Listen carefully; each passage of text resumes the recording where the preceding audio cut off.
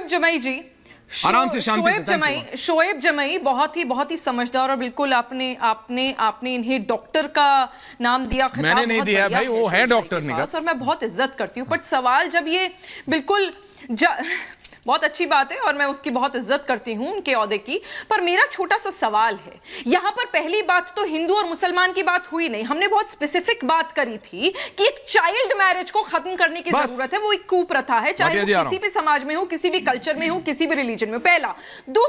दूसरा, शरिया लॉ में क्या लीगल एज एक बच्ची की क्या है शादी करने के लिए, वो इनसे पूछिए। अगर 13 साल की बच्ची की हमारे यहां शादी करा दी जाती है मुसलमान कौम में, तो क्या वो सही है, क्या वो गलत है? इस बात का जवाब दीजिए, तब आप हिंदू बेटियों की बात करिएगा।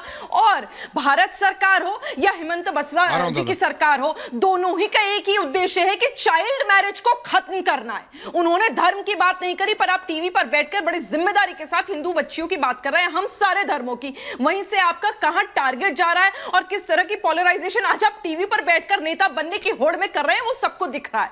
मेरा सवाल यह है कि क्या आप शरिया लॉ की यहां टीवी पर बैठकर ऑन एयर, सबसे बड़ा शो है ऐश्वर्या का, आर भारत का, क्या यहां पर आप बैठकर उसकी मुखालिफत करेंगे और बोलेंगे कि शरिया लॉ में जो 18 से कम साल की बच्चियों की शादी करने की इजाजत दी जाती है और प्रेग्नेंट कर देने की इजाजत दी जाती है, वो सही है या गलत है? उस सवाल का जवाब दीजिए। फिर मुझे लगेगा कि आप आज अनबायस्ड होके नेता बनने की होड़ में ना होके सवाल का जवाब देंगे। डॉक्टर जमाई जवाब देना चाहेंगे?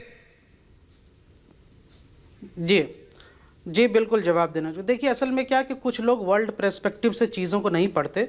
दुनिया के कई ऐसे इस्लामिक देश है जहाँ पे इस्लामिक कोड ऑफ जुरिस्प्रूडेंस के अंदर जो है बालिग होने की उम्र और मैरिजेबल एक्ट बाकायदा प्रिस्क्राइब्ड है, चाहे वो पाकिस्तान हो या सऊदी हो या यूएई हो या भारत की बात कर ले सर। आप इसमें देख लीजिएगा कि पहले के ज़माने में जो मैरिजेबल, मैं भारत की बात कर रहा हूं, क्योंकि हम लोग भी यहाँ पे जुरिस्प्रूडेंस की बात कर रहे हैं, इसलिए मेरा ये मत जरूर है कि हमारे यहाँ एक कॉडिफाइड जुरिस्प्रूडेंस होना चाहिए और इसके लिए all India Muslim personal law board को एक यहाँ से स्टेप इनिशिएटिव लेना चाहिए। लगता है कि नहीं, डोंट बी स्मार्ट। मैंने देखिए, मैं जानता हूं आप डॉक्टर हैं, आप पढ़े लिखे व्यक्ति हैं, डोंट बी स्मार्ट। कहना है नहीं, जमाई साहब सुन लीजिए ना, नहीं, आप कह रहे हैं कि 18 से नीचे ठीक है।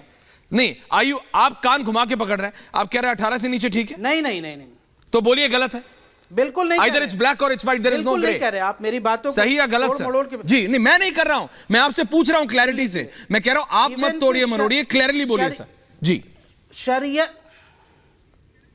शरियत जुरिस्प्रूडेंस के अकॉर्डिंग भी जो है यहाँ से जो टीनेबल मैरिजेज एक्ट है वो रीजनल के अकॉर्डिंग जो है चेंजेस हुए हैं। और मेरा यह मानना है कि भारत के अंदर अगर इसकी यहाँ से कोडिफाइड लॉ बनेगी तब भी ये 18 साल से में 15 साल हुए। I just want to correct लड़कियों की Aishwarya just one point, changes में एक एज 15 इयर्स हुई है। इसलिए to correct him, doctor Rizwan हमारे यहाँ प्रिस्क्राइब्ड एवरीवन प्लीज ऑन शरीयत में उसको प्रिस्क्राइब्ड लॉ नहीं है, इसलिए कंफ्यूजिंग की तरह मत दिखाइए। अदरवाइज ये अगर ये वर्ल्ड पर्सपेक्टिव थोड़ा सा पढ़ लिख ले और देखिए पढ़ लिख लेंगे। डॉक्टर साहब आपने पढ़ लिया ना, आप तो डॉक्टर हैं। सुनिए, नहीं, एक सेकंड, निगत जी, डॉक्टर जमाई 30 more seconds to you, I'm asking you। 18 साल आप क्यों कान घुमा के पकड़ रहे हैं? मेरा सीधा सवाल है, आपके हिसाब से 18 साल सही है? नहीं है, 18 साल से कम नहीं होनी चाहिए ना शादी, मेरा यह मानना है।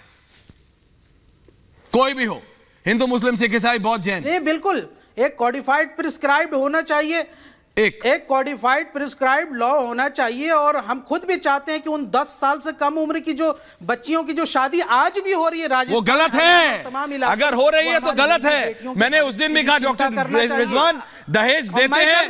अरे सुनिए, दहेज देते हैं, सुनिए जमाई साहब दहेज देते हैं, उसको यूट्यूब, सुनिए निगत आ रहा हूं, भाटिया जी अभी तक बोले नहीं है, भाटिया जी कुप्रथाएं हैं, जवाद साहब कुप्रथाएं हैं, रिजवी जी हैं, दहेज देते हैं, उसको सोशल नेटवर्क पे डालते हैं। मैंने देखा, मेरी जो रिसर्च टीम उन्होंने ला के दिया कि ये देखिए सर होता है, रील्स बना रहे हैं और बाकायदा माइक लगा के बोलते हैं।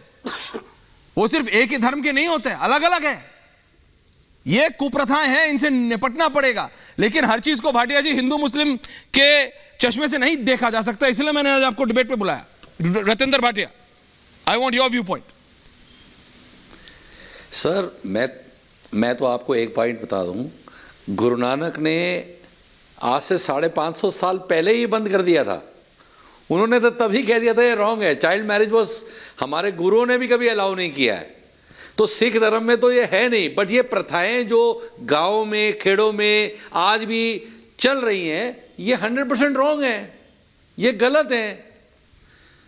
और ये जो बात कर रहे हैं, मैं कहता हूं देश में एक कानून होना चाहिए कि नहीं।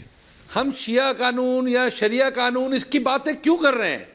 ये एक देश है, इस पे एक कानून होना चाहिए, और वो एक कानून ये कहता है कि चाइल्ड मैरिज नहीं होनी चाहिए, 18 साल से कम बच्चों की शादी नहीं होनी चाहिए। That's simple and straight.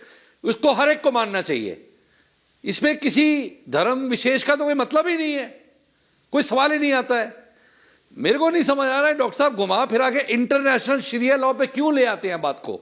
हम इंटरनेशनल बात क्यों कर रहे हैं भाई साहब? हम भारत में हैं, हम इंडिया में हैं और इंडिया की बात करेंगे। और इंडिया में कोई और कानून नहीं चलेगा, एक कानून चलेगा, देश का सिर्फ एक कानून। ना शिया कानून चलेगा, ना किसी और धर्म का कानून चलेगा। और हिंदुस्तान का कानून कहता है कि 18 साल से कम की बच्ची को अलाउड नहीं होना चाहिए, 21 साल से कम के लड़के को अलाउड नहीं होना चाहिए, तो नहीं होना चाहिए। आज मैं बहुत थैंकफुल हूँ हेमंत बिस्वा का कि जिन्होंने कम से कम स्ट्रांगली बोला है कि मैं अपने प्रदेश में नहीं अलाउ करूंगा। मैं तो चाहूंगा सारे जितने भी मुख्यमंत्री हैं वो इसी तरह खड़े होके स्ट्रांगली बोले कि हम नहीं अलाउ करेंगे। साहब वहां पे आप आदिवासी को अलग कर देते हैं। आदिवासी बच्चियों के लिए उत्थान नहीं चाहिए क्या? उनको यूसीसी से क्यों अलग कर दिया गया?